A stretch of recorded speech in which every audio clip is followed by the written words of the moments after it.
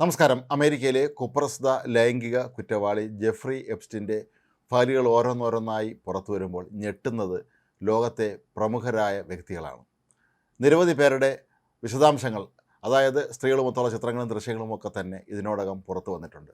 ബ്രിട്ടനിലെ Andrew രാജകുമാരനാകട്ടെ police arrest ചെയ്യുന്ന അവസ്ഥയിൽ വരെ ചെന്നെത്തി നിൽക്കുകയാണ്.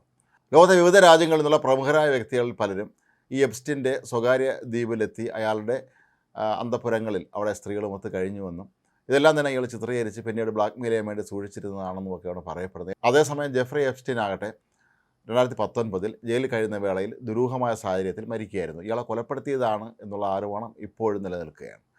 അതിനിടയിൽ ഇപ്പോൾ പുറത്തു വരുന്ന ഏറ്റവും പുതിയ വിവരമനുസരിച്ച് ലോകപ്രശസ്ത ഭൗതിക ശാസ്ത്രജ്ഞനായ ഡോക്ടർ സ്റ്റീഫൻ ഹോക്കിങ്ങും ഇപ്പോൾ എപ്സ്റ്റീൻ്റെ വലയിൽ വീണിട്ടുണ്ട് എന്നാണ് നമ്മൾ മനസ്സിലാക്കുന്നത്. ഇത് സംബന്ധിച്ച ചില ചിത്രങ്ങൾ ഇപ്പോൾ പുറത്തു വന്നിരിക്കുകയാണ്. ഈ ചിത്രങ്ങളിലൊക്കെ തന്നെ അദ്ദേഹം ഒരു രോഗിയാണ്, അദ്ദേഹത്തിന് ശരിക്കും എഴുന്നേറ്റ് നടക്കാൻ പോലും കഴിയാത്ത അവസ്ഥയുള്ള ആളാണെന്ന് നമുക്കെല്ലാവർക്കും അറിയാം. അത്തരത്തിലുള്ള ഹോക്കിങ് രണ്ട് അല്പവസ്ത്രധാരണികളായ സുന്ദരികൾക്കൊപ്പം ഇരിക്കുന്നതായിട്ടാണ് കാണുന്നത്. ഇവിടെ രണ്ടുപേരുടെയും കൈകൾ ഫ്രൂട്ട് ജ്യൂസോ മറ്റോ ആണ് ഉള്ളത്. അദ്ദേഹത്തിന് നേർക്ക് അവർ അത് നീട്ടുന്നുമുണ്ട്. സ്റ്റീഫൻ ഹോക്കിങ് ആകട്ടെ വളരെ സന്തോഷത്തോടുകൂടി ചിരിച്ചുകൊണ്ടിരിക്കുന്നതായിട്ടാണ് ഈ ചിത്രങ്ങൾ കാണുന്നത്. അപ്പോൾ അങ്ങനെ വരുമ്പോൾ നമ്മളെല്ലാവരും തന്നെ വളരെ ആരാധനയോടെ കണ്ടിരുന്ന, വിശുദ്ധനെന്ന് കരുതിയിരുന്ന സ്റ്റീഫൻ ഹോക്കിങ് പോലും എപ്സ്റ്റീൻ്റെ വലയിൽ ചെന്ന് വീണു എന്നാണ് നമ്മൾ മനസ്സിലാക്കേണ്ടത്.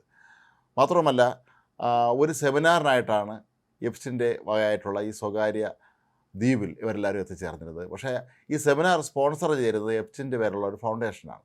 എപ്സ്റ്റീൻ സ്വയം എപ്പോഴും താനൊരു മനുഷ്യ സ്നേഹിയാണ് എന്നാണ് വിശേഷിപ്പിക്കാറുണ്ടായിരുന്നത്. അതായത് ശാസ്ത്രപരമായ കാര്യങ്ങൾക്ക് എന്ത് ചടങ്ങ് നടന്നാലും അതൊക്കെ തന്നെ സ്പോൺസർ ചെയ്യുന്നത് ഇയാളുടെ ഒരു സ്ഥിരം രീതിയായിരുന്നു. ഒരുപക്ഷേ ഈ പരിപാടിയും അയാൾ തന്നെയായിരിക്കും സ്പോൺസർ ചെയ്തിട്ടുള്ളത്.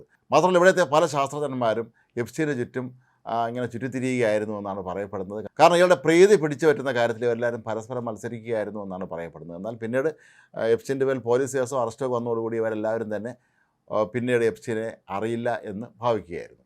ഈ സെമിനാറിന് പങ്കെടുക്കാൻ ദ്വീപിലെത്തിയ എപ്സ്റ്റീന് ഒരു ആഗ്രഹമുണ്ടായിരുന്നു. അദ്ദേഹം കടലിനടിയിൽ ഒരിക്കലും സഞ്ചരിച്ചിട്ടില്ലായിരുന്നു. ഏതായാലും ആ ആഗ്രഹം സാധിച്ചു കൊടുക്കാൻ എപ്സ്റ്റീൻ തയ്യാറായി. അയാളുടെ അന്തർവാഹിനിയിൽ സുന്ദരിമാർക്കൊപ്പം എപ്സ്റ്റീനെ കടലിനടിയിലേക്ക് അയക്കുകയായിരുന്നു എന്നാണ് ഇപ്പോൾ ഇതിൽ സംബന്ധിച്ച ചിത്രങ്ങളും ദൃശ്യങ്ങളും ഒക്കെ തന്നെ നമുക്ക് വ്യക്തമായ സൂചന നൽകുന്നത്.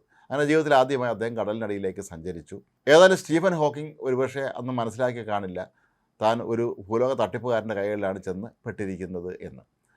മാത്രവുമല്ല, ഇയാളുടെ ആനുകൂല്യങ്ങൾ സ്വീകരിച്ചവർ തന്നെയായിരുന്നു ലോകത്തെ അറിയപ്പെടുന്ന പല ശാസ്ത്രജ്ഞന്മാരും എന്നുള്ളത് കൊണ്ട് തന്നെ ഹോക്കിങ് ഒരുപക്ഷെ ഇയാളൊരു നല്ല മനുഷ്യനാണ്, മനുഷ്യസ്നേഹിയാണ് എന്ന് കരുതിയിരുന്നിരിക്കാം. രണ്ട് സുന്ദരികളെ സ്റ്റീഫൻ ഹോക്കിങ്ങിന് ചുറ്റുമിരുത്തി ചിത്രമെടുത്തതൊക്കെ തന്നെ ഭാവിയിൽ എന്തെങ്കിലും താൻ പിടിക്കപ്പെട്ടാൽ അന്ന് ഇവരെയൊക്കെ ബ്ലാക്ക് മെയിൽ ചെയ്ത് രക്ഷപ്പെടാൻ വേണ്ടി തന്നെയായിരിക്കാം എപ്സ്റ്റീൻ പദ്ധതിയിട്ടിരുന്നത് എന്ന് വേണം മനസ്സിലാക്കാൻ.